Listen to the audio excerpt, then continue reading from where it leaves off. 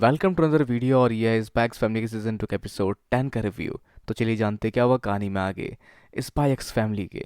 तो कहानी की शुरुआत होती है उस जहाज के आइलैंड के किनारे पर पहुंचने से और उसे डिबोर्ड करते हैं आन्या और लॉयड। जहां लॉयड आसपास सिक्योरिटी ऑफिसर को देखकर समझ पाता है कि ये लोग सेफ है, पर कुछ और ओवर थिंकिंग में वो खो जाता है। जिस सबको फील करके आन्या उसे कहते हैं कि मैंने सुना है पापा लोग जब भी ऐसी जगह आते हैं तो वो भी उछल कूद कर नाचते हैं, बिल्कुल अपने बच्चों की तरह। जहाँ लॉयड भी वो ड्रामा करना शुरू करता है और ऐसे करते हुए पहुंचता है वो सामने यॉर के, जहाँ वैसे लॉयड उसके गाल की सूजन को देख लेता है, जिसके बारे में पूछता है। जिस पर वो कहते हैं कि उनके क्लाइंट जो कपल के तौर पर यहाँ आए थे आपस में लड़ पड़े, जिनको रोकते हुए उसको एक चोट लगी और उस वजह से ये डील नहीं हो पाई। पर यॉर खुश है कि आखिर में उन दोनों के बीच सब कुछ ठीक हो जाता है। जहाँ आगे आने इंसिस्ट करती है इंजॉय करने के लिए आज का ये दिन, जिस पर यॉर भी हामी भरती है। जिस दौरान वो कई सारी कमाल की जगहों पर जाते हैं, कुछ एडवेंचर्स का हिस्सा बनते हैं जिसमें सबका अलग अलग एक्सपीरियंस रहता है और साथ ही प्रदर्शन देखते हैं ब्रूटल स्ट्रेंथ का। कुछ अंधेरी जगहों से गुजरते हुए बढ़ते हैं रोशनी से भरे मैदान में जहाँ ये करते हैं घुड़सवारी। पर ये घोड़े हर किसी के साथ फ्रेंडली नहीं होते। जहाँ आगे आन्या झूलती है झूला और फिर रेत के किले और आगे जानवरों को देखती हुई आन्या को देखकर यॉर सोचती है ये शांति से भरा हुआ दिन है, ये कितने अच्छे दिन है और मैं भरसक कोशिश करूंगी कि ये खुशी से भरे दिन हमेशा बने रहे। जहाँ उसके बाद वो लोग आगे बढ़ते हैं और वहाँ देखती है आन्या डाइविंग करने के लिए जगह जहाँ वो जाने के लिए कहती है, पर यौर अपनी छाती में लगे चोट की वजह से स्विमिंग सूट नहीं पहन पाएगी, जो आन्या रीड कर लेती है और कहती कि ठीक है हम नहीं जाएंगे यहाँ पर, वहाँ शार्क हुए तो। पर वहाँ कुछ और तरह के स्विमिंग सूट्स को देखकर तैयार हो जाती है यौर जाने के लिए और कहती है वहाँ कोई शार्क नहीं है और अगर हुई भी तो यौर उसको चुपके से मार देगी। तो जिसके बाद वो लोग करते हैं अंडर वाटर डाइविंग और आगे बढ़ते सर्फिंग करने के लिए, जहाँ सर्फिंग बोर्ड में आन्या को ले जाकर वो उसे धक्का देने वाली होती है, पर वो इतनी थकी होती है कि उसको अपनी शक्ति का अंदाजा नहीं लग पाता और वो काफी तेज धक्का दे देती है आन्या को, जो काफी दूर तक चली जाती है, जिसको बचाता है फिर आगे सर्फिंग करता हुआ लॉयड, जो उस लहर से ऊपर की ओर जा चुकी थी और गिरकर पानी में डूब सकती थी, जिसको समय रहते बचा लेता है लॉयड। तो एंड रिजल्ट के वजह से काफी मजा आया आन्या को और वो ये दोबारा करना चाहती है, पर इसमें होने वाले खतरे को देखते हुए वो ऐसा दोबारा नहीं करने वाले। तो इनका ये दिन खत्म होता है इस कमाल के एडवेंचर के साथ और आगे यौर अपने पुराने मिशन के और आज के सब एडवेंचर के बाद काफी थक चुकी होती है, जिसने काफी समय से आराम नहीं किया और उस थकावट के चलते वो लॉयड के कंधे पर सर रखकर खड़े खड़े सो जाती है। और आन्या भी अपने आज के इतने बिजी दिन के वजह से थक जाती है, जहाँ दोनों ही सो चुके होते हैं, जिन दोनों को वो उठाकर आगे बढ़ता है। तो जहाँ आन्या तो बच्ची है वो सो सकती है, पर यौर भी ऐसा सो गई जो थोड़ा अजीब लगा उसे। पर खैर वो थक चुकी थी और उस सब के बावजूद भी वो यान के साथ समय बिताने आई, जिस सबका अप्रिशिएट करता है लॉयड और उन दोनों को गोदी में एक साथ उठाकर शिप की तरफ बढ़ता है। और वो शिप बढ़ती है घर वापसी की ओर, जिस घर में उनका इंतजार कर रहा था बॉन्ड और साथ ही उसका केयर टेकर, जिसको मिलता है उसका तोहफा। तो अब आगे लॉयड बढ़ता है अपने काम पर, जहाँ डिस्कस होता है उस जहाज पे इंसिडेंट्स के बारे में, जहाँ कई सारे लोग गायब हो गए, जिन सभी के पास जाली आईडीज थी, जिस पर ये डिस्कस करते हैं कि कहीं ये सब इनके इन्वेस्टिगेशन से ताल्लुकात तो नहीं रखता। जहाँ सिक्योरिटी सर्विसेज का मानना है कि इसमें कुछ और देश भी इन्वॉल्व थे और वो इस इंसिडेंट के सारे सबूतों को मिटाने पर लगे हुए हैं। पर खैर जो भी हो वो आगे सौंपती है ऑपरेशन स्ट्रिक्स की जिम्मेदारी लॉयड के हाथों, और वो आगे पूछती है अगर हम बॉम्ब इंसिडेंट को दरकिनार करें तो उस सब के अलावा तुम्हारा वेकेशन कैसा था, क्या आन्या ने मज़े किए। पर खैर जहाँ लॉयड और वेकेशन मिशन नहीं चाहता, पर अगर हम बात करें आन्या की तो उसने इसको काफ़ी हद तक इंजॉय किया, जो बना रही होती ड्राइंग अपने यार और लॉयड की। तो बढ़ते हैं वेकेशन की बढ़ चढ़ के बातों को लेकर, जहाँ पहले बारी होती है यॉर की, जो अपने कोलिग्स के लिए लेकर आती है की चैन, वो भी स्केलेटन की चैन, जो किसी को कुछ खास पसंद नहीं आता, जो चॉइस थी आन्या की। जहाँ यॉर को भी लगा उस समय कि शायद इन सबको ये पसंद आएगा, पर ऐसा सच नहीं था। तो शायद जो लॉयड ने यूरी के लिए मिठाई चुनी थी वो इन्हें इसे देना चाहिए था। तो अगर हम बात करें यूरी की तो वो काफ़ी खुश होता है और नाश्ता से आगे बढ़ता है, जहाँ उसकी खुशी देख के उसका कोलिग समझ पाता है कि कुछ रिलेटेड है उसकी बहन से। पर उसने कैसे अंदाज़ा लगाया, कोई भी अंदाज़ा लगा लेगा बस एक बार वो उसका लॉकर देख ले, जहाँ हर तरफ हर तरह की यौर की फोटोज होती है, तो वो दोबारा मिल पाएगा अपनी बहन से।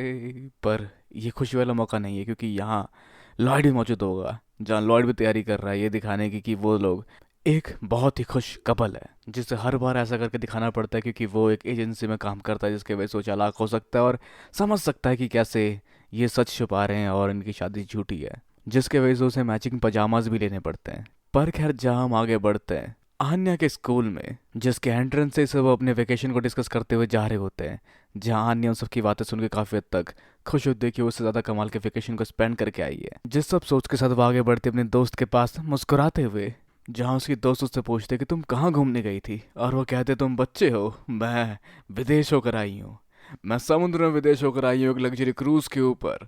जिससे उसकी दोस्त काफ़ी हैरान होती है और उसके अलावा वो डैमियन का बच्चा भी काफ़ी हैरान होता है और वो उसको अपने घर इनवाइट करता है। पर ये सब उसके ख्याली पुलाव होते हैं क्योंकि उसकी दोस्त के लिए ये बात काफ़ी आम होती है। मतलब अगर ये बात आन्या, नोबिता, जियान और शितोका के सामने कहती तो वो काफ़ी कूल लगते सुनियो की तरह।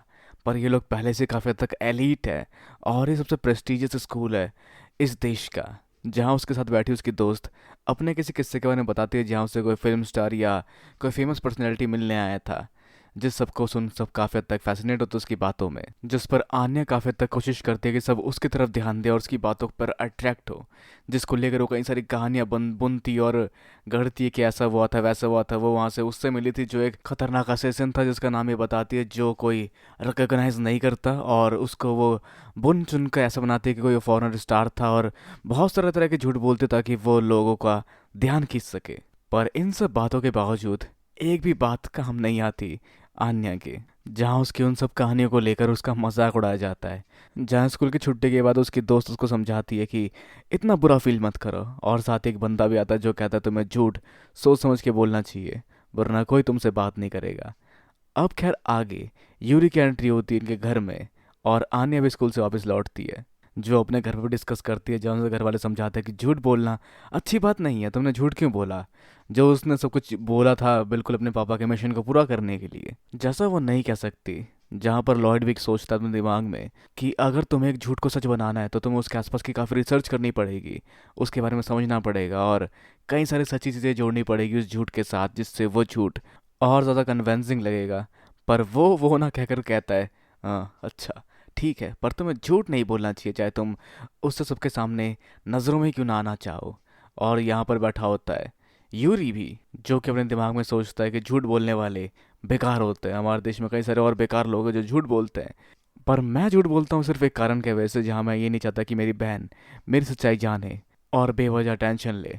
और ये सब दिमाग में सोचने के बाद बाहर वो कहता है झूठ सिर्फ घटिया इंसान बोलते हैं, और एक अजीब सा माहौल बन जाता है जिसको चीयर अप करने की कोशिश करती है ये और भी। पर आखिर में कोई रिजल्ट नहीं निकलता, जहाँ आन्या समझ पाती है कि अगर झूठ बोलने में इतनी मेहनत लगती है तो मैं झूठ नहीं बोलूंगी। तो कहानी की शुरुआत होती है बैकी से, जो देख रही होती है एक लव स्टोरी, जिस लव स्टोरी के गहरे जज्बात को वो महसूस कर पाती है और उस प्यार को देख वो मचल उठती है। जिसके बाद वो देखती है लॉयड की फ़ोटो और उसे याद आता है लॉयड से मिलना, जिसका तो फ़ोन घुमाती है आन्या को, जो कहती है वो नज़दीक में वहीं कहीं शॉपिंग कर रही थी और वो इससे मिलने यहाँ आ गई। जिसके अगले पल ही वो उसके घर के अंदर होती है, जो पूछती है आन्या से घर में कोई और भी है, जहाँ घर में आन्या का डैड भी है। और तभी अगले पल लॉयड सामने आता है जिसे देखकर उसके दिल की धड़कनें बढ़ जाती है। जिसके बाद वो उसे ग्रीट करता है, जो सुनकर वो अपने सुध बुध खो देती है और फर्श पर गिर जाती है, जहां अपने दोस्त की हालत जैसी हालत उसने पहले भी देखी है किसी और के साथ भी। तो आगे जहाँ बैकी के अटेंडेंट उसको वहां छोड़ आगे बढ़ती है माफी मांगते हुए बिरबुलाइया आने को लेकर। तो खैर आगे लॉयड फील कर पाता उसके अटेंडेंट के बारे में, जो शायद पहले सोल्जर रही हो जिसने बहुत सारी जंगें देखी हो। मतलब बैकी के अटेंडेंट के हाव भाव देख के वो ऐसा समझ पाता है। तो जहाँ आगे आन्या और बैकी साथ होती है और आन्या उसको अपना घर दिखाती है, जो घर उसके हिसाब से काफ़ी छोटा होता है, जहाँ आन्या का कमरा उसके कुत्ते के कमरे से भी छोटा है। जिस सबको सुन आगे आन्या और घर घुमाने से मना करती है। तो आगे आन्या पूछती है उसकी मॉम के बारे में कि वो कहाँ है, जो घुमाने गई होती है बॉन्ड को, जो चांस होता है बैकी का, जहाँ वो आगे सोचती है कि वो बात करेगी लॉयड से, जहाँ लॉयड नकारेगा क्योंकि वो शादीशुदा है। पर फिर वो कहेगी ये तुम्हारी मर्जी से नहीं हुआ, ये तुम्हारी मम्मी पापा की मर्जी थी, जहाँ लॉयड कहेगा लेकिन, पर बैकी कहेगी कि अगर तुम मेरे साथ रहोगे तो तुम उसे भूल जाओगे। और फिर लॉयड मान जाएगा और वो दोनों शादीशुदा हो चुके होंगे। जिस सबको आन्या उसका दिमाग पढ़ के जान पाती है कि बैकी उसकी नई मॉम बनना चाहती है। और बैकी के हिसाब से भी अगर आन्या की वो मॉम बनते तो आन्या काफ़ी खुश होगी, क्योंकि उसे मिलेगा नई जगह रहने के लिए जो एक कैसल होगा। वो स्कूल जाएंगे हेलीकॉप्टर में बैठकर, उनका खाना वर्ल्ड क्लास शेफ बनाएंगे और आगे इन्हें कोई भी काम नहीं करना पड़ेगा, इनके अटेंडेंट सब कुछ संभाल लेंगे और ये लोग मजे करेंगे। जो सब जान के अन्य को भी लगता है कि हाँ, उसे यही मॉम चाहिए, मतलब क्यों नहीं, उसे वर्ल्ड क्लास शेफ का खाना मिलेगा। जिसको देखते हुए आगे वो अपने पापा को खेलने के लिए इन्वॉल्व करती है। पर बैकी कहती है खेलने के लिए हम आपस में बात भी कर सकते हैं, जो बताती है कि मेरा नाम बैकी है, जिस सब बारे में जानता है लॉयड। जहाँ वो एक फेमस घराने से। पर आगे लॉयड सोचता है कि शायद वो इससे बात करे कई सारी इन्फॉर्मेशन और निकलवा सकता है अपने मिशन में काम लायक। जो आगे उसे उसके पापा के बारे में पूछता है, जो शायद काफ़ी हद तक काम में बिजी रहते होंगे अपने, क्योंकि उनका बहुत बड़ा कारोबार है। पर वो कहती नहीं, वो काफ़ी अच्छे हैं, वो मेरे साथ टाइम स्पेंड करते हैं और लास्ट टाइम हम मूवी देखने गए थे साथ में। जिसके बाद आगे वो डिस्कस करना शुरू करता है कि वो लोग कौन से हॉल गए थे, क्या वहाँ पास से रेस्टोरेंट्स उन लोगों ने खाया था। इस तरह की बातें जो उसे इन्फॉर्मेशन दे सकती है, लेकिन बैगी उसे दूसरे वे में ले रही होती है, जिसे लगता है कि वो उसके बारे में और जानना चाहता है। जो अपने उन सब ख्यालों में खोई होती है, जिस दौरान वापस लौटती है यॉर, जिसे बैकी समझते फाइनल बॉस की तरह, जो उसके और लॉयड की नज़दीकी के बीच में आ गई। जो फिर ग्रीट करते यॉर को और साथ ही सोचते कि उसके लॉयड का दिल उसके ऊपर आने ही लगा था कि ये बीच में टपक पड़ी। जो यॉर के हर एक एक्शन को नोटिस कर कर जलती है उससे और आगे अपने बाल खोल देती है ताकि वो और ज़्यादा सुंदर लगे, जो उसने कहीं सुना था। और आगे खुद को और अट्रैक्टिव बनाने के लिए वो अपने बालों को झटकते ऐसा करते हुए अपनी मुंडी लाने लग जाती है, जिसको कॉपी करती है आन्या भी, जिसकी सब प्यारी हरकतों को एक्नॉलेज करती है यॉर। जहाँ आगे वो इन सब के लिए चाय बना कर लाती है। जहाँ चाय पीने के दौरान यॉर लॉयड को बैकी के पास बैठने के लिए कहती है, जिसके बाद बैकी के दिल की धड़कनें काफ़ी तेज़ हो जाती है। हे मिस्टर लॉयड, आप मुझसे मेरे परिवार के बारे में पूछ रहे थे। जिस पर लॉयड उसको टाल देता है क्योंकि उसको लगता है कि कुछ ज़्यादा हो गया, ज़्यादा सवाल जवाब उसका काम खराब कर सकते हैं। और वो कहता है कुछ नहीं। जहाँ फिर बैकी कहती है कि क्या तो मेरे दिल से खेल रहे थे। जोसेफ अचानक से यूं सुनकर लॉयड के मुंह से कॉफी गिर जाती है। जोसेफ देख के यॉर को लगता है कि ये लोग आपस में खेल रहे हैं और वो उसको देख के खुश हो रही होती है, जहाँ बैकी को लगता है कि वो उसको हारता देखकर खुश हो रही है। जिसके बाद बैकी आगे सारी चाय पी लेती है और ऐसे रिएक्ट करती है जैसे वो नशे में हो। और ये उसने किसी टीवी सीरियल में देखा था, जो एक टैबू एक्ट है जिसके अंडर कोई भी आदमी किसी लड़की के प्यारे पड़ने से खुद को नहीं रोक सकता। पर जिसने नशे की नकली एक्टिंग करते देख यॉर को लगता है कि कहीं उसने चाय में गलती से शराब तो नहीं मिला दिया। और घबराती हुई बैकी को गोदी में उठाकर वहां से भागती है हॉस्पिटल की ओर, जहां भागती हुई जाते हुए गलती से गाड़ी से टकरा जाती है और वो उस समय बैकी को ऊपर उछाल देती है और वहां से टकराने के बाद दोबारा तेजी से उसको कैच कर लेती है और भागते हुए इस कंसर्न में होती है कि कहाँ जाए वो बैकी को लेकर, मतलब वो कौन से डॉक्टर को दिखाए। जहाँ बैकी उसे कहती है इमरजेंसी में ले चलो। पर आगे बैकी यॉर को इस तरह से पागलपन के साथ भागते हुए देखकर आखिर में कन्फेस करती है कि रियलिटी क्या थी। जो कहती है मैंने बस झूठ कहा था क्योंकि मैं चाहती थी एक डेट लॉयड के साथ, मैं नशे में नहीं थी। जो सुनकर यॉर काफी तेजी से वहां रुकती है, जिस पर बैकी उससे माफी मांगती है। पर काफी तक यॉर खुश है कि वो ठीक है, उसे कुछ हुआ नहीं। जो आगे उसका हालचाल पूछती है, लेकिन जहाँ बैकी उससे पूछती है क्या उन्हें कोई फर्क नहीं पड़ा, वो लॉयड को डेट करना चाह रही थी। पर यॉर के हिसाब से लॉयड है ही ऐसा कि कोई भी उसे पसंद कर ले। जिस पर बैकी उसके बड़े दिल को देखकर काफी हद तक इम्प्रेस हो जाती है। पर यॉर इस हड़बड़ाहट में उसे काफी दूर तक ले आई और वो एक फेलियर है। पर नहीं, उसको चुना है लॉयड ने। और उसने कैसे लॉयड के दिल पर प्यार का तीर चलाया, जिस बारे में पूछती है उससे बैकी। पर यॉर के हिसाब से उसने कभी कोई तीर नहीं चलाया लॉयड के ऊपर, मतलब जहां यॉर समझ नहीं पाई बैकी की बातों की गहराई को। पर फिर वो आगे इस बात को समझती है और उसे प्रायोरिटी वाली बात छोड़कर आगे बताती है कि मुझे ज़्यादा कुछ याद नहीं, पर मुझे जहाँ तक याद है उन्होंने मुझे इसलिए चुना क्योंकि मैं स्ट्रांग हूँ। जिस पर बैकी समझ पाती है कि लॉयड को स्ट्रांग औरतें पसंद है और यॉर भी काफ़ी स्ट्रांग है, जो उसने अब तक देख ही लिया है। तो खैर तभी वहाँ पहुँच जाता है लॉयड भी उन दोनों के पीछे पीछे, जहाँ लॉयड को उसकी चिंता करते देख वो काफ़ी खुश होती है और अब उसे दिखाना है कि वो कितनी स्ट्रांग है लॉयड को। जो दिखाने के लिए उसे एक तरीका दिखता है, जो होता है उनके सामने हथौड़े वाला गेम, जिसे खेलने के लिए वो आगे बढ़ती है, लेकिन उससे वह हथौड़ा उठता तक नहीं है और वो मान लेती है कि वो कमज़ोर है, जिसको मॉरली सपोर्ट करने के लिए आती है यॉर और उस हथौड़े को उठाकर उस मशीन को तोड़ देती है। मतलब इंटेंशनली नहीं तोड़ती, पर वो कुछ ज़्यादा ही स्ट्रांग होती है इस गेम के लिए। जहाँ यॉर के स्ट्रेंथ देखकर सभी चौंक जाते हैं और लॉयड की आंखें भी हैरानी से छोटी छोटी हो जाती है, जिसको देखकर बैकी सोच रही होती है कि ये शायद वही प्यार है और वही प्यार भरी निगाहें ये लॉयड की, जो काफी क्यूट लग रही है यॉर को देखते हुए। जो फिर माफी मांगती है यॉर से और रिक्वेस्ट करती है उसको उससे अपना स्टूडेंट बनाने के लिए। जहाँ फिर आगे बैकी और वो ट्रेनिंग कर रहे होते हैं। तो खैर हम आगे बढ़ते हैं कहानी के एक और फेज में, जहाँ पर यॉर अपने वर्क प्लेस में कहता है कि वो छुट्टी पर जाने वाला है, क्योंकि वो जाने वाला था एक क्रूज पर आन्या के साथ, जहाँ आगे उसके कोलीग को मिलते हैं कुछ मिशंस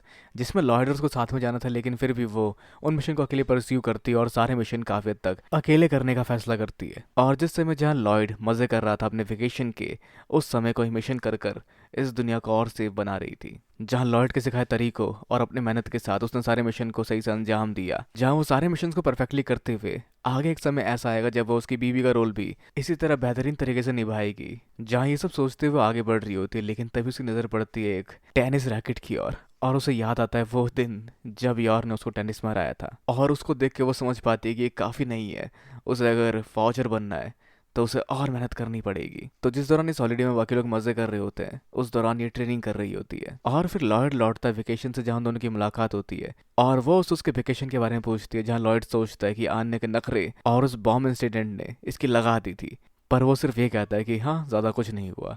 और फिर ये से पूछता है कि इसके जाने के बाद इसने क्या क्या किया, और ये भी कहती है ज़्यादा कुछ नहीं। बस जहाँ अपने मन में सोचती है कि इसने कोशिश की एक ऐसी औरत बनने की जिसको लॉयड काफ़ी ज़्यादा पसंद करे, पर लॉयड इस सब के बारे में पहले ही पूछ चुका है और वो जानता है कि उसके जाने के बाद इसने काफ़ी सारे मिशन काफ़ी स्मूथली पूरे किए। तो जहाँ आगे लॉयड इसको एक सोवेनियर देता है, जिसका मतलब होता है कहीं से घूम के आने के बाद अपने चाहने वालों को एक छोटा सा तोहफा देना, जिसको लेते हुए इसके हाथ कांपते हैं और ये उस सोवेनियर को लेते हुए उसे घूर कर देखती है, जिससे लॉयड समझ नहीं पाता कि आखिर वो क्या चाहती है।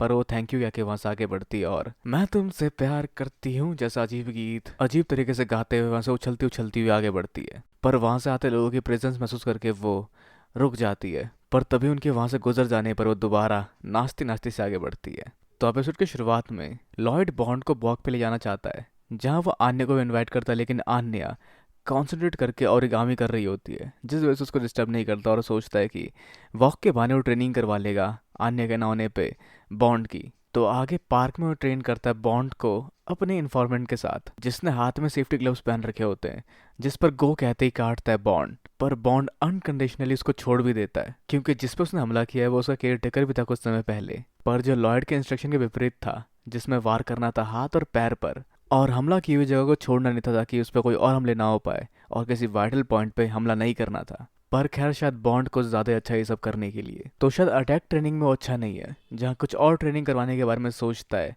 लॉयड। पर बॉन्ड प्रोजेक्ट एप्पल में से था, जहाँ इंटेलिजेंट आर्मी डॉग बनाए जा रहे थे, तो हो सकता है बॉन्ड काफ़ी सारी ट्रेनिंग से गुजरा और अब वो ऐसी ट्रेनिंग नहीं करना चाहता। जिन सब बातों को सुनकर याद आता है बॉन्ड को अपना पास्ट, जहाँ उसे कहा जाता था कि तुम ये भी नहीं कर सकते, क्या बेवकूफ कुत्ता है ये। जिसके बाद उन्होंने उम्मीद की कि ये मिशन फेल हो चुका है, इसे ठिकाने लगाना पड़ेगा। तो खैर आगे लॉयड बॉन्ड को उतना पुश नहीं करता और दोनों अपनी वॉक कंटिन्यू करते हैं। और वहीं दूसरी तरफ आन्या कंप्लीट कर चुकी अपनी ओरिगामी, जिससे उसने बनाया एक स्टार, जिसे वो कहती है स्टेला, और उसे अपने कपड़े के ऊपर लगा लेती है, पर वो जल्दी उतर जाता है नीचे। तो खैर आगे बॉन्ड लॉयड के साथ वॉक पे था कि तभी उसे झलक दिखती फ्यूचर की, जहाँ एक बच्चे के हाथ से उसकी आइसक्रीम गिरेगी और वो रोने लग जाएगा। जिसके बाद बॉन्ड ढूंढता उस बच्चे को जिसके साथ वो हादसा होने वाला है, और सोचता कि अगर वो उसको बचा लेगा उस हादसे से तो लॉयड खुश होगा। जैसा करने के लिए बढ़ता है आगे और उस बच्चे को वही रोक लेता है, लेकिन वो बच्चा डर जाता है, जिसके हाथ से दोबारा आइसक्रीम गिर जाती है। पर इस बार लॉयड वहाँ होता है, जो उसको 3 स्कूप आइसक्रीम दिलवाता है, जहाँ से पहले उसके पास सिर्फ 2 स्कूप की आइसक्रीम थी।